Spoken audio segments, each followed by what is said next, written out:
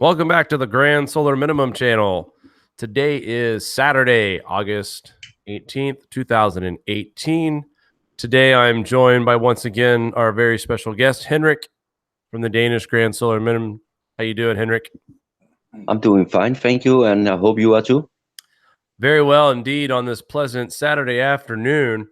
And I'll also talk about why we are experiencing this pleasant weather. But let's get into some space weather first.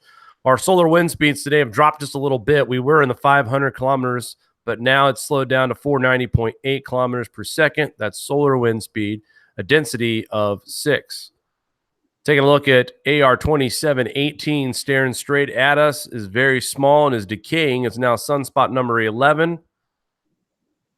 Our KP indices for the day are at 3, and 24-hour max was 4. So we never did see that G1 that could have encountered us over this last coronal hole. But now we're looking at a much larger one. And check this bad boy out.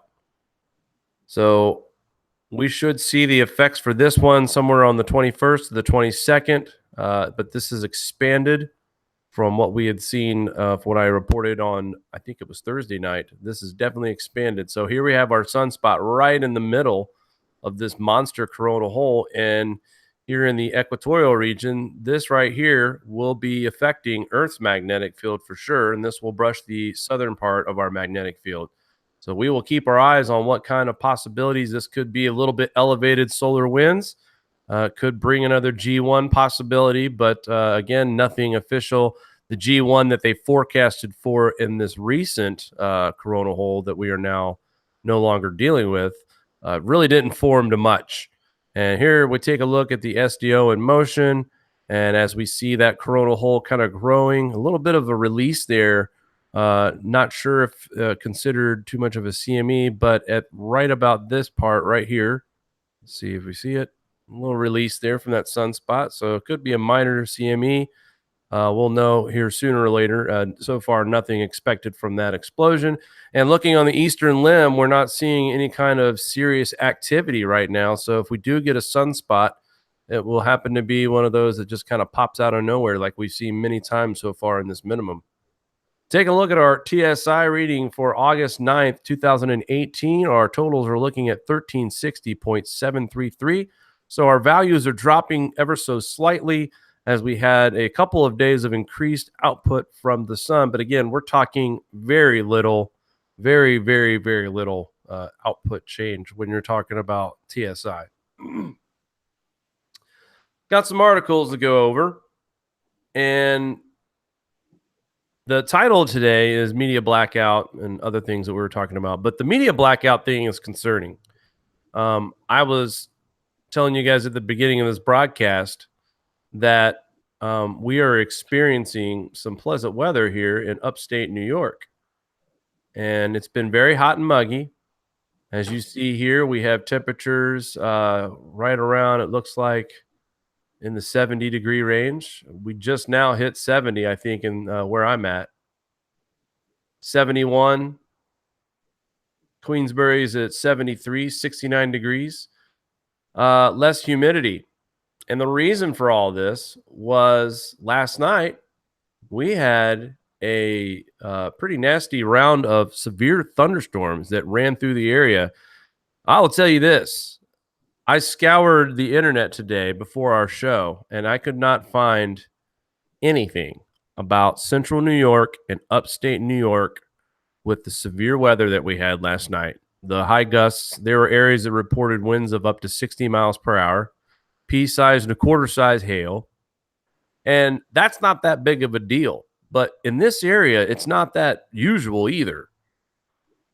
Power outages were being reported on the local news channels. But as far as internet, looking for it on the internet right now, today, I couldn't find any. Now, I'm sure there's listeners out there right now that will leave links for me in the comments. Here's a link here, here's a link there. But my point is that this was a pretty unusual storm system for this area. We had rotation.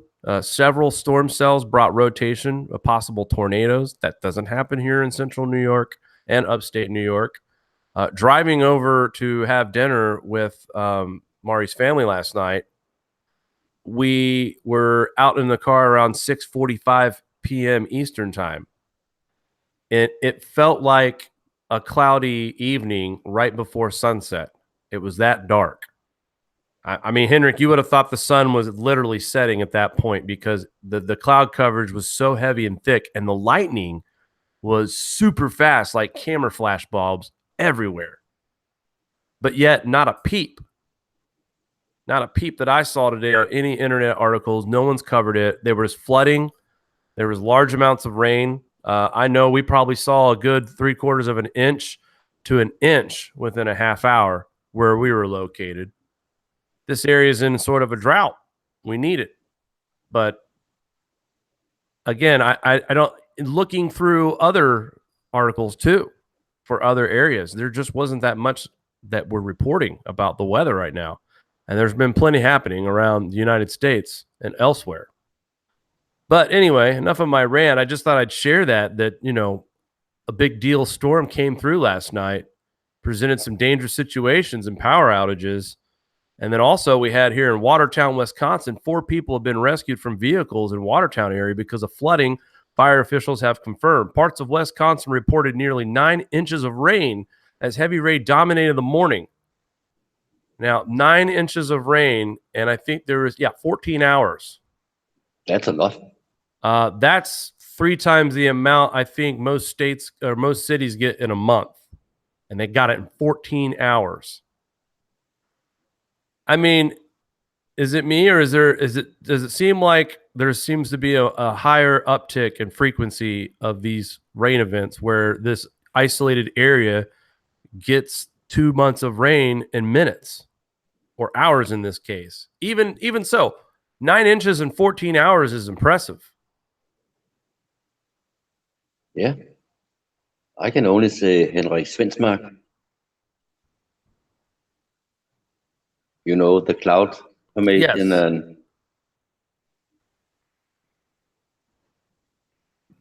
Very familiar with his work. And his son Jacob as well. yeah, they are nice guys, and I'm trying to get an interview, but not the easiest person in the world to get a hold on. But I have been writing to him. Have you ever gotten a hold of either of them? I think that individual just really caught up in his work, and I think we might have tried to reach out to him once or twice, maybe. No, we haven't. No. Okay, so that would be interesting to be able to talk to either one of them, Heinrich or Jacob, at this point. Yeah, his son is a nice kid too. So here near Madison, Wisconsin, I think this Watertown is. Football game was canceled. Parking lot was flooded. Field was flooded. Roads were flooded. Again, not a lot of you won't see stories like this in mainstream news. The frequency, anyway. And here we go. Watkins Glen. This was the only story that I found in Google News that was mentioning anything in central New York about weather. But so we showed how it affected the weekend in Watertown. It affected folks here in Watkins Glen as well. There was a festival with 30,000 people due to arrive. Fish was the headliner, but the state still has a 14-county state of emergency still in effect. The prospect of additional inclement weather and a mandatory boil water order for the village of Watkins Glen issued Thursday, and the county that they reside in. The New York State Department of Health announced they are unable to issue the required permits for this weekend's Curveball Festival. So due to the fact that they already had drinking water issues, and like I said, we had a hell of an evening with thunderstorms and flash flooding all over central New York. And it's been doing this up here in central New York all week. Not so much upstate, but definitely here in central New York has seen their share of rain as well as Pennsylvania. But, when I first heard this story, I thought, well, this is an example of an overpaid band that's afraid to get wet. And I'm sorry, Fish, didn't mean to jump the gun on that one. And in actuality, it just wasn't safe. It wasn't safe for people to gather at this site for any kind of camping or festivities of any kind when you don't have clean drinking water in that county. And I've been to festivals like this. They have portable showers that hook up to the plumbing on these, festival grounds and stuff like that. So you definitely don't want to be using their shower tanks and getting this undrinkable water. I'm sure it's probably not wise to bathe in either. But here we have two instances that the weather, how bad it was here and in Wisconsin, where it affected the weekend of your leisure time. And this is going to continue to happen. It's like when I reported back in April when the baseball season was getting delayed. We were talking about snowouts the first 2 weeks of the season. And we were breaking records almost on a daily basis about how many games were snowed out or how many games were called due to inclement weather, due to freezing rain, ice, or snow. Not so much rain, but the weather, the changes that we're going to see. And Rob today and I were talking a little bit, and he brought this one to my attention here. So here in Canada, Saskatchewan, they have gone from one extreme to another in just a matter of days. Now, correct me if I'm wrong, but they're going to report this in Celsius. So they hit a record high of 41 degrees on Saturday. And by Tuesday morning, it was 2.7 degrees outside. And, these kind of temperature swings happen. And forgive me, Rob told me exactly where they do happen on a regular basis, but they just don't happen like this in Canada. So I wanted to bring this up today. And granted, excuse me. Yes. Have you seen the new Old Farmers Almanac winter forecast for Canada? No, I haven't. Enlighten me. But yeah, there is one. It says it may be time to pack up and move north after all. The Old Farmers Almanac, not to be confused with the Farmers Almanac, had just been released. Its winter forecast for the coming season. And unlike the recent Old Farmers Almanac winter prediction for the United States, Canada is predicting to have a colder than average winter, which higher than average snowfall. And I can give you the link, but I don't know how because I'm not connected to you.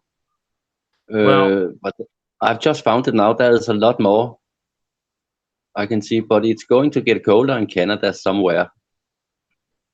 And I know especially along the border. Yes.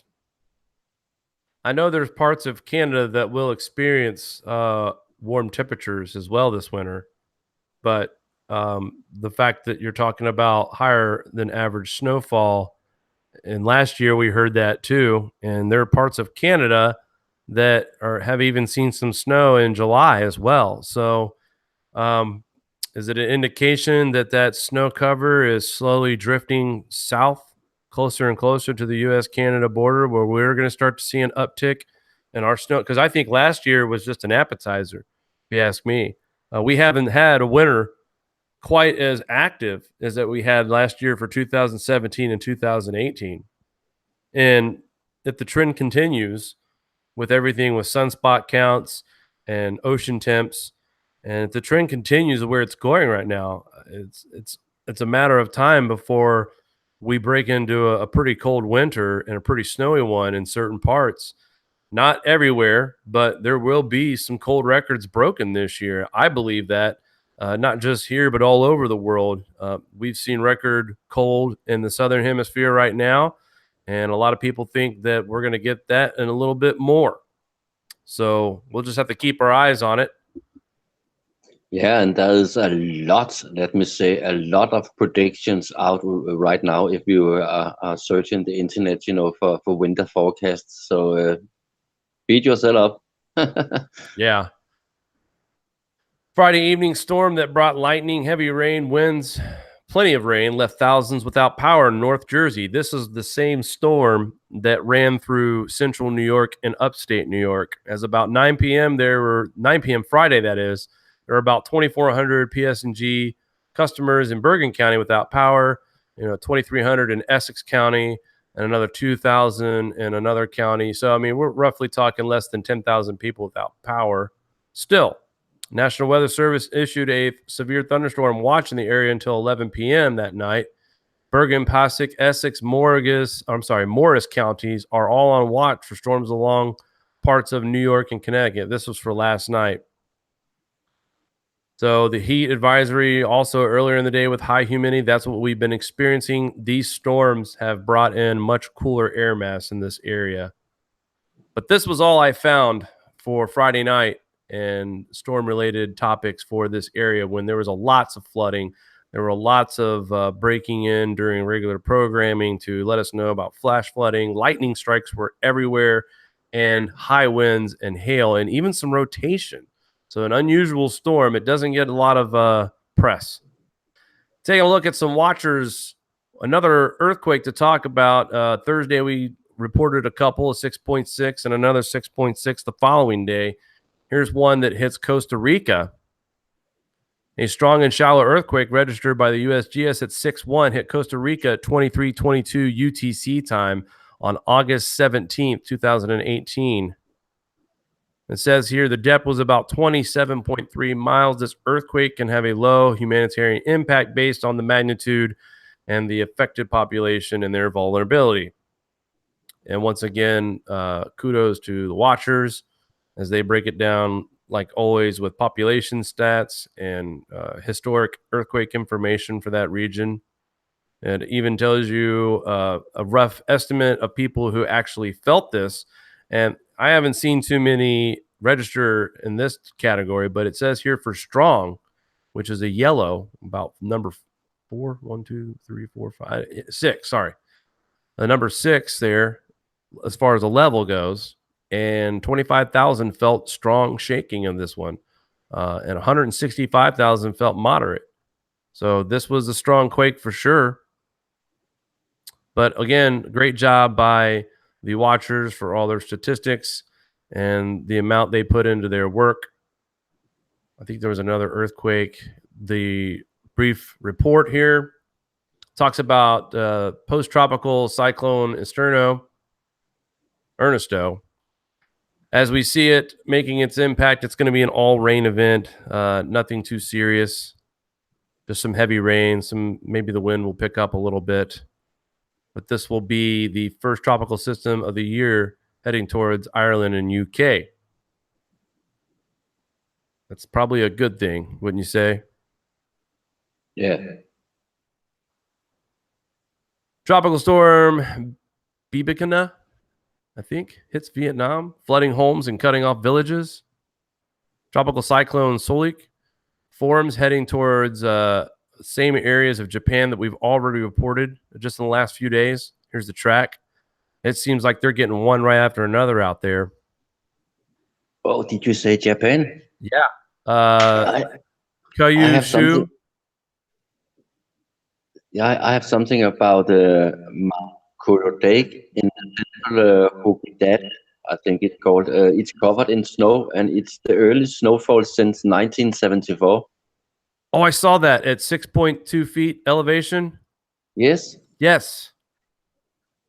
I just thought I would mention it, No, that was actually, I'm glad you did. I probably would have forgot about that, but you're right. The last time it broke the record, the previous earliest date was August 21st, but a very good point there on Japan.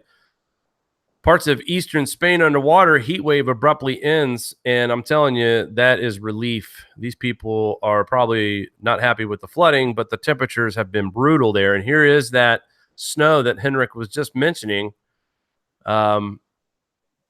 Looks like snowing at an altitude of 1.9 meters. It looks like a light dusting. However, it still broke a record of August 21st in 2002. Here we are. It's not even September, and we're talking about snow. Activity at the volcano remains intense. This is Krakatoa volcano. Still spewing lava, ash plumes. I was talking to Rob, speaking of ash plume, and we were, swapping back and forth information about weather. And he was telling me that it was 69 degrees. I'm like, oh, that's nice. And he's like, no, not really, because their skies are filled with smoke from all the wildfires. Oh. So, we may not have a volcano burning over here in the United States, but that's something to take into consideration. That is a factor in our temperatures right now in certain spots. The smoke is getting thick, and I was looking at a fire map the other day about how much smoke is actually reaching across the U.S., and it's actually shocking that from all these fires out in the Southwest, we're seeing regions through the Northwest and the Northern Plains dipping into the Ohio Valley area, and then the swath dipping back up into the Northeast. So there's a lot of parts of this country that have the fire smoke in their atmosphere, even down south as well. So something to continue to watch. The fires are actually, if we have this Mudaki type El Nino this year, that spells bad news for the Southwest. It's going to be continuously above average warm temperatures and more risk of fire weather as well. So not good news for that region if we, in fact, we do go into this Mudaki El Nino, which all indications right now, folks, with the temperatures as erratic as it's been. Yesterday it was around 0.18. Now it's back up to 0.26, jumped up a 0.8 value. But it's still hovering in that barely region of what we can expect for an El Nino. But if the Modaki does happen, that's spells more trouble in the Southwest and even more snowfall in the Northeast as well. And we're already forecasted to get a lot more frequent blizzards this year than we did last year. That's just a prediction. Now, we all know how these work. We all heard the hurricane prediction at the beginning of the year, and we were talking about just as active as last year. And in fact, we haven't seen that kind of action whatsoever. The one storm that we did have, Invest 99, is now dissolved into a 0% chance of forming. So that's almost a non-issue now. Henrik, have you heard any forecast for your region for this coming winter? What are we expecting in Denmark? Oh no, I'm still looking. I have not found anything from this part of Europe, and it's always your parts and Canada where the first are coming. I don't know why it is so. Maybe it's because all the people who make the forecasters are living in the United States. Probably. I think. Probably. But we did have a little bit. Well, the weather in Denmark right now is still in the low 70s, and it's on off with the rain. There's not so much sunshine anymore, and we have a lot of wind in some areas. And last week we had an accident in Denmark.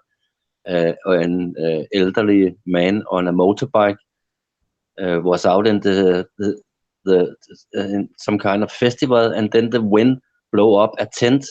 Oh. And you know the iron blocks who hold the tent down in the soil. One of those hit him in the throat, so he died.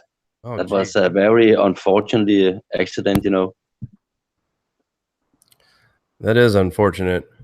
But no forecast from for Denmark winter. I'm still waiting, and I'm searching every day. Believe me. Well, when I find it, I'll make sure we're on the show together to talk about it, because I haven't heard a lot of. You're right. It always seems like the United States gets the attention when it comes to prediction for forecasts. Like AccuWeather came out with their prediction for fall, and it looks like that we're going to be talking about a warm fall than usual for most parts of the United States. AccuWeather, I saw the actual forecast. Northwest and Northeast are definitely going to be warm, and the rest of the country, the South, the deep South, is going to be wetter. But it pretty much looks like overall it's going to stay on the mild side this fall. Yeah, and I always see it's United States, and then it's Canada with the forecast, and then usually it's England, United, UK, and then the rest of the Europe. So right. It's coming slowly, I think. I wanted to bring up another earthquake that happened on the 17th. Actually, the 17th at 15:35 UTC. This was a 6.7, and it was 334 miles deep. It's pretty deep. Again, if we look at where this is located, thankfully it's off the sea, not on land. There was no tsunami potential, so that's good news. I think we're now to that point where a tsunami type wave seems to happen I mean, what, the one in Japan happened because we had a 9 point something earthquake. I don't remember the exact magnitude, but I'm pretty sure it was somewhere around 9, and that's the reason why we had the tsunami wave. So it looks like, when we see these earthquakes, it's good to see that people are alert and trying to look for that. But as strong as a 6.7 may be, still, I haven't seen yet a tsunami threat on a 6 magnitude type earthquake in the middle of the ocean. But again, the Ring of Fire has been busy this week with a few 6.6s, a 6.7, 6.4, and this one right here, a 6.7 in Indonesia. This area has been very active as well. So keeping our eyes on that. And we haven't talked about this guy in a while. I like it that way, but I wanted to share this quick article real quick. It says here, if you remember former Vice President Al Gore, the almost robotic politician who could put a room full of insomniacs to sleep with his Sorry. Sorry. Go ahead. No, I just had to cough. No.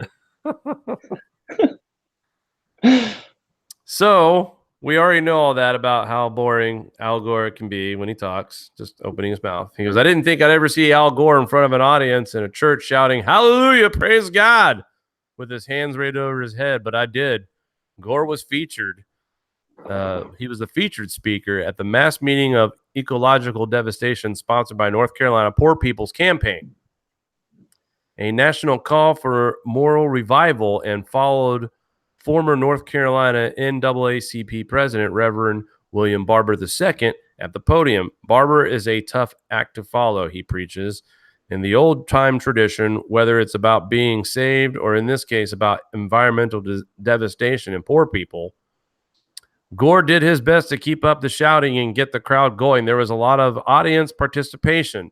The evening started with a number of chants about clean water and clean air, followed by a makeshift choir to lead the singing, which was loud and enthusiastic. Gore managed to weave his message against industry and fossil fuels, in this case, Duke Energy, into his speech about poor people. Al Gore has no problem with environmental devastation. He's been preaching it for 40 years. It's a great shtick. Gore appears to blame every natural disaster since he saw the light on global warming. The fact that were droughts, hurricanes, tornadoes, and fires before man existed doesn't seem to matter. Today, they are all caused by man-made global warming. He's speaking upon what Al Gore believes. One part of his speech that I particularly liked was when he said that he was on board of Apple, and Apple used 100% renewable electricity in all of its facilities. This, like so much that Gore says, has the only thinnest grain of truth. Apple claims to use 100% renewable energy, but it doesn't. Apple uses the same mix of electricity that everyone else uses. Apple is, which now worth over $1 trillion, buys its electricity from the same big energy companies as everyone else. And most of the electricity they buy is made by burning coal, which Gore is completely against. So these people don't do their homework. And this also goes back to where I wanted to talk about China. This is a perfect example here. So Gore was preaching about renewable, green, 100%. It's the way to go, right? China is now cutting their subsidies for people who buy solar. And this is like significant because now it's hitting stock market. Bad. Projects are being canceled. There's a lot of people in China. Well, do you know why they're doing this? Do you know why they're dropping the subsidies for solar projects? No. Because they want to give their people of their country affordable energy. They are admitting the reason why they are cutting out the solar subsidies and stopping with this whole solar boom was because, just like we reported last week, the prices of energy are skyrocketing. Oh, yeah. So now China, as bad as their air pollution is, they understand that they've got to find a way to balance the air pollution there and turning on coal plants to feed their energy needs, because they realize as a government, and this is ballsy to come out and just say this, because when China speaks about things like this, if China's bailing on a certain product, what do you think the markets of the world are going to do? Yeah. And all those people in California, I don't know if you heard, but they've got a new mandate where if you build a brand new home in California, you have to install solar panels. Okay, But no, I didn't know that. yeah, but we keep seeing more and more countries and more leaders out there who are dumping the solar subsidies so they can give their people affordable energy. Even the governments of the world are starting to see the big picture about clean energy. And the only thing green about green energy is the amount of money you have to spend to keep yourself with lights on and being heated and water flowing through your home. The only thing green about it is the money part of it. Yeah. I don't know if energy prices are a big deal where you live. I know they are here, and Oh, especially they are. Yeah. So it's a worldwide thing, in my opinion. I know I've talked to people in the UK where energy prices are an issue there. Definitely here in the United States, you're always looking for a cheaper way to, how should I say, be efficient in the energy use that you have in your home. And not because you're trying to protect the planet, but you're just trying to afford to get by. And the longer we continue on these green policies, Obama era type policies, the more debt we're going to become as a nation, as the civilians, not the government, but the civilians, our debt. Because now we have to choose between buying food and paying the electric bill in the middle of winter. Yeah, that's not good. No. And China is saying enough's enough. The green energy, what a great concept, but it's making regular energy prices so high that it's just not sustainable anymore. So now the government's going to stop giving you money for solar because it's not what they thought it was going to be. It's still efficient. If you have panels, I'm not saying you're dumb. Great for you if you do have solar panels. They're not going to be expected to run your entire neighborhood. So even if you do have solar panels and you're able to absorb energy from the sun, if and when we ever have a big grid blowout, or even just the power goes out for a couple weeks in your neighborhood because of a storm, I mean, it's still smart. But like I said, the governments can't spend any more money on subsidies.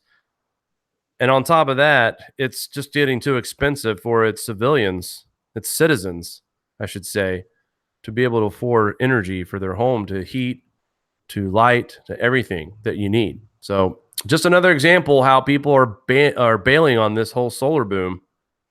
Yeah, now I don't know how it is in your land, but over here in Denmark, you cannot just as a private person. If I wanted to have solar power windmills, so I could have some more airflow in my greenhouse, then I have to inform the government, because I have to either pay tax or the electric company had to get a deal because I'm making solar power. You cannot just put them up, That's against the law. Everybody has to know everything you do.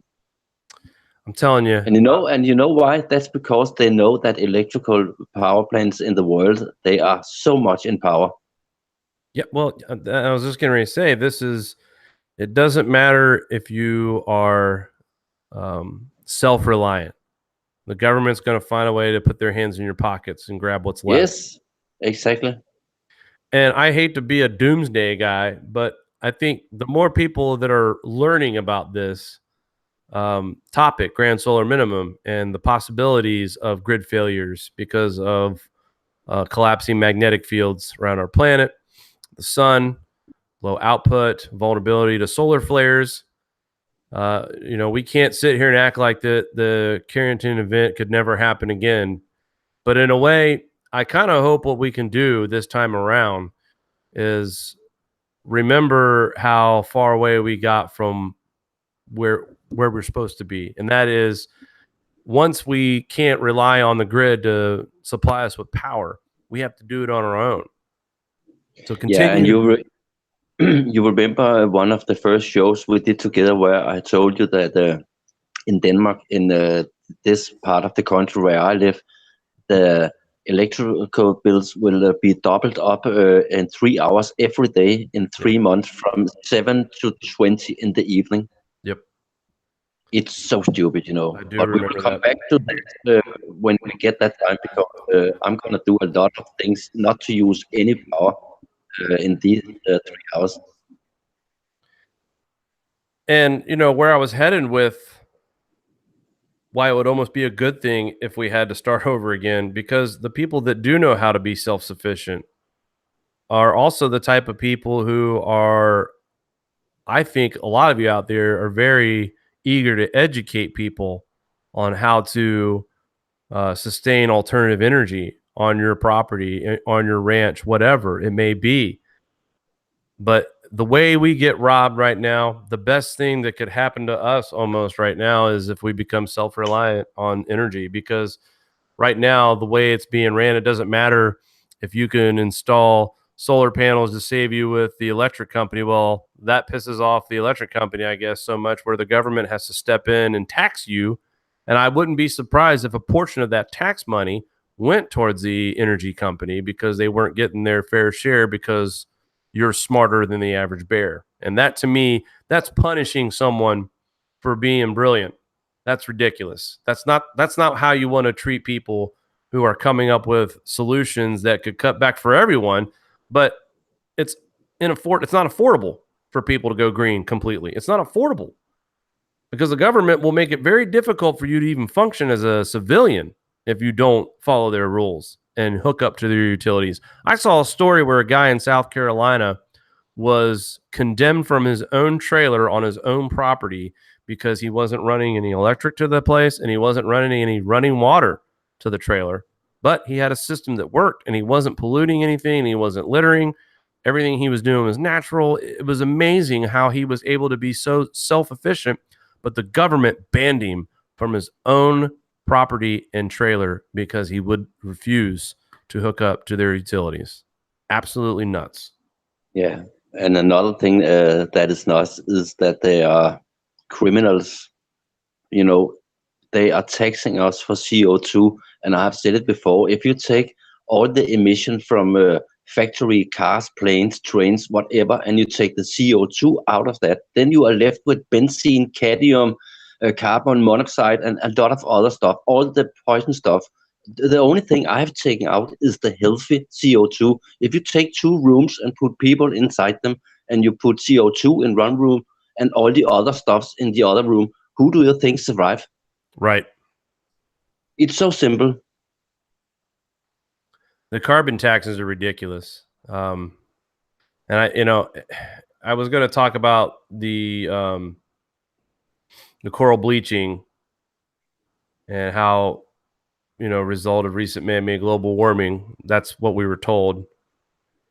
This also reminds me of the red tide situation that we're dealing with down in Florida.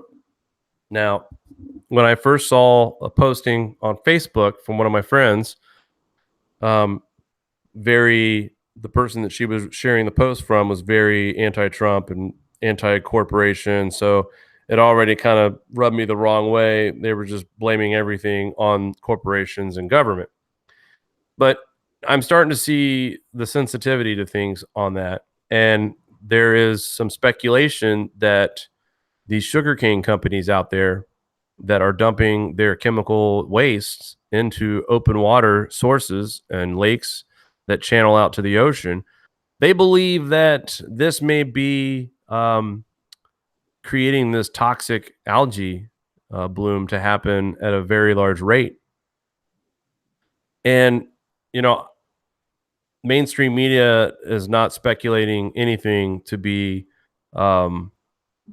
man-made. They're just trying to say how it's natural and this happens. But yet I've seen an interview about the red tide situation, and some of the scientists are kind of baffled on why they're seeing such a large area in a very intense bloom. It's killing off the marine life there.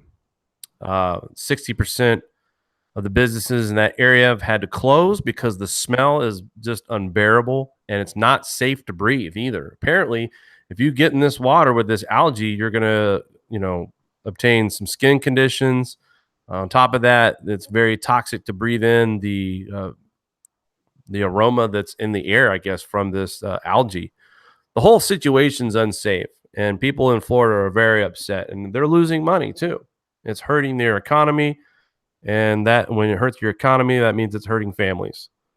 And I think the average citizen who runs a small business or works for a small business is upset because they see these corporations dumping their chemicals into areas that shouldn't be dumped into. But I want to put a Batman signal out there to all the viewers, and I would love to hear explanation on possibilities of why this red tide is so bad.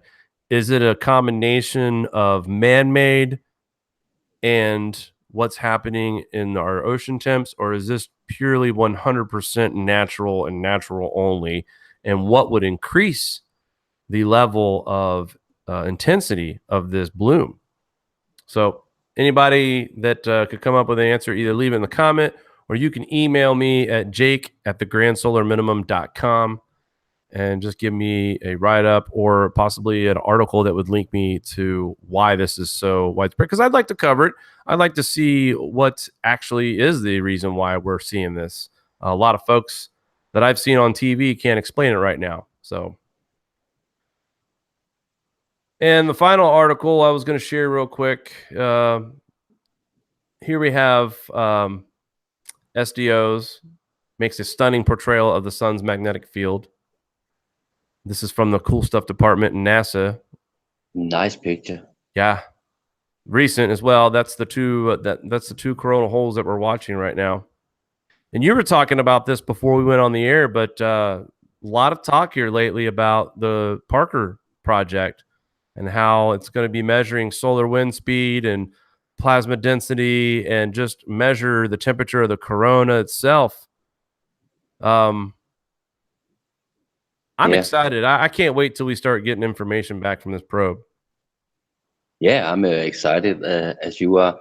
And I know you have linked a video I would like people to see if they want to, because the last show I saw on your comment that people are asking for some answers. Sometimes we don't always have time to explain everything, And this is a video, Corona, Heliosphere, and Astrospheres.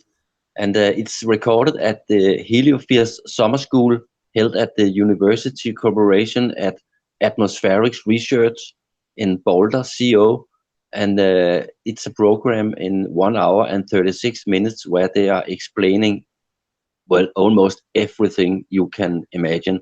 They are talking about the sun flares, the sun speed, why they are measuring all the stuff in the sun. They're talking about telescopes and the new telescopes and why they are not certain about any particularly sun cycle, why they don't know exactly what's going on. This is really a school for learning a lot of things, so I hope people would see it. I did put it in the description as a recommended video from you. So if you guys want to check this out, it's an hour and 36 minutes long, like Henrik said. I'll leave the link in the description. And once again, Henrik, thank you for bringing this to our attention as well. No problem. I guess that's why we have you on. Looking at our watch map here from NOAA, National Weather Service, nothing too crazy out there. Some severe thunderstorms. The radar not really showing a lot of action, mainly in the East Coast. Down in South Alabama, Louisiana, Mississippi, and Georgia, looking at some shower activity. Also Virginia, spotty shower in Pennsylvania and the West Virginia region as well. And then we have some storms out here in the Central Plains, where we have some watches right now. Other than that, it's been kind of a quiet Saturday, and thankfully, because it's been active all week with heavy rain, heavy downpours, and just like the article that I shared just a little while ago that showed 9 inches of rain in 14 hours. that's insane. To me, I guess it's like what we were talking about also, Rob and I, earlier today, about the frequency of the typhoons that we've seen. And I, just asking his opinion and asking if he thought it was a busier year than usual. And his answer, and he's right, it's just better reporting. There's more resources out there now reporting this stuff. So we're more up to the know because of that. Technology's better. There are more people out there who are interested in this stuff. So they are either amateur reporting or they are small media companies. But whatever the reason is, we do have better reporting. We have better technology. So we hear about more of these events. That is true to a point. But still, when you talk about all these rain bombs that we keep getting in these localized areas, and looking at the GFS run from the 15th all the way through the 1st of September, continuous rain pattern here for the Midwest and the Northeast and the East Coast and the Deep South across the Central Plains. It's like Canada's just shooting one wave after another at us of moisture. So definitely looking wet here in the U.S., especially in the eastern, south, and the northeastern part of the country. And as I showed earlier, here's some SST values. East Tropical Atlantic still below baseline at 0.427. Nino 3.4 index is barely above where it should be for a favorable condition of El Nino, 0.26. And of course, here in the North Atlantic, we have seen just a slight increase once again, almost like a double peak here of a negative 3.43. And we'll keep our eyes on that. Is it now trying to get above baseline? We've seen it below baseline for several months now. Is it trying to get its act together, or are we going to see another drop deeper than what we saw the last drop right before the beginning of August? So other than that, Henrik, was there anything that you wanted to leave us with tonight as far as anything Grand Solar Minimum or just a story you'd like to share? Well, actually, last time you had a very good question for me. It was a serious question. You remember?